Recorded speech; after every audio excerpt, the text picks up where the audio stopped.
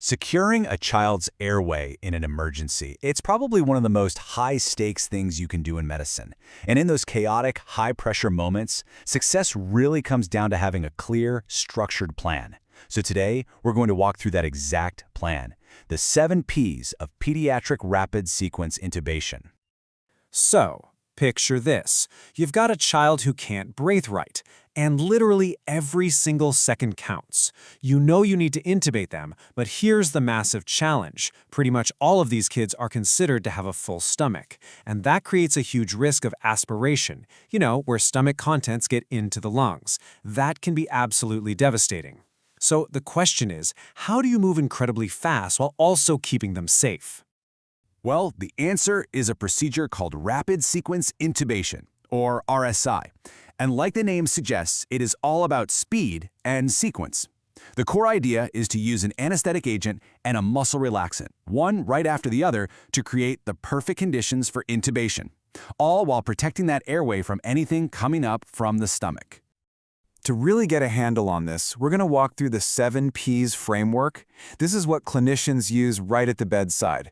We'll look at the big picture, then dive deep into preparation, the steps you take right before, the intubation itself, and of course, what happens after the tube is in.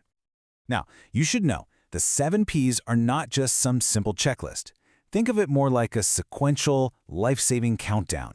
Each step has to build on the one before it, and it's all designed to maximize your chances of success and minimize complications in a very, very short window of time.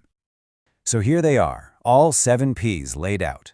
Preparation, pre-oxygenation, pre-medication, paralysis with induction, positioning, placement, and post-intubation management.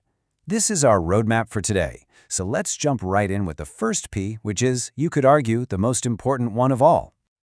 All right, let's get into it. The first P, and I'd say the most critical, is preparation. Seriously, what happens before you even touch the patient often decides the outcome of the entire procedure. You've heard it before, failure to prepare is preparing to fail, and the stakes here are just way too high for that. Preparation always starts with the patient. Even when things are frantic, you need a quick history. The ample mnemonic is your guide here. A is for allergies to any drugs we might use. M for medications they're already on. P for past medical history, anything that might hint at a difficult airway. L is for last oral intake, which is crucial for gauging that aspiration risk. And E is for the events that brought us to this point. It's a vital snapshot of the child's situation. Okay, next up under preparation is equipment. The SOAP-Me mnemonic is basically your safety net. You need S suction ready to go, O oxygen flowing, multiple sizes of airways, P pharmacy with drugs already drawn up, M monitoring on the patient, and, this is key, extra equipment for a plan B or C. A single missing or broken item can cause a disaster. Everything has to be checked and ready before you start.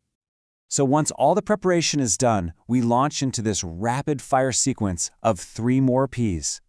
These are all about getting the child's body ready for the intense stress of intubation. Pre-oxygenation, pre-medication, and paralysis with induction. The second P is pre-oxygenation. Now think about this. Once you give the paralytic, the child is going to stop breathing. That's planned, it's a period of apnea. So to keep them safe during that time, you have to fill the tank with as much oxygen as you possibly can beforehand. This means at least 3 minutes of high-flow oxygen to build up a crucial reserve so their oxygen levels don't crash. Our third P is pre-medication. The act of intubation itself can trigger some pretty dangerous reflexes, like a sudden spike in brain pressure or a sharp drop in heart rate. To block this, certain drugs might be given just minutes beforehand. The load mnemonic helps guide these choices based on the patient's specific risks. For example, giving atropine is really common in infants to protect their little hearts from slowing down too much. And now for the fourth P, paralysis with induction.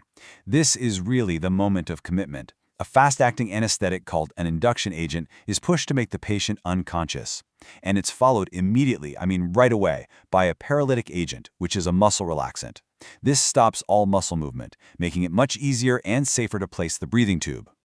Now, choosing which induction agent to use is a huge decision, and it's totally tailored to the patient. It is not one size fits all. For a kid in septic shock with really low blood pressure, you might reach for ketamine because it actually helps support their blood pressure. On the other hand, for a stable patient, propofol could be a great choice, but you have to be ready for their blood pressure to drop. This choice really shows you the kind of real-time clinical thinking that RSI demands. Okay, so at this point, the patient is unconscious, they're paralyzed, and they're fully oxygenated. It is time for the main event. We're moving on to Ps 5 and 6, which is all about positioning the patient and placing the tube. The fifth P is positioning. The goal here is actually pretty simple. Get the straightest possible line of sight from the mouth down to the vocal cords. In little infants who have proportionally large heads, this usually means putting a small towel roll under their shoulders. In older kids, it's a roll under the head to create what we call the sniffing position. Nailing this alignment it's everything for getting a good view on your first try. And that brings us to the sixth P, placement. This is the moment of truth. The clinician uses a tool called a laryngoscope to get a direct look at the vocal cords. That's the gateway to the lungs. The tube is then passed smoothly right through the cords. Once it's in position, the little wire inside, the stylet, is removed. A small cuff is inflated to seal the airway, and just like that, the most critical phase is done. So the tube is in, but listen, we are not finished yet. The final P is every bit as critical as the first one. Post-intubation management is all about confirming you're in the right spot and making sure the patient stays stable. So, how do you know for sure the tube is in the windpipe and not down the esophagus? Well, there are two layers of confirmation. The primary checks are the immediate things you do at the bedside. You watch the chest rise, you listen for breath sounds on both sides. But the definitive secondary confirmation, the gold standard, is seeing exhaled carbon dioxide on the monitor. That's the proof that you are, in fact, in the lungs.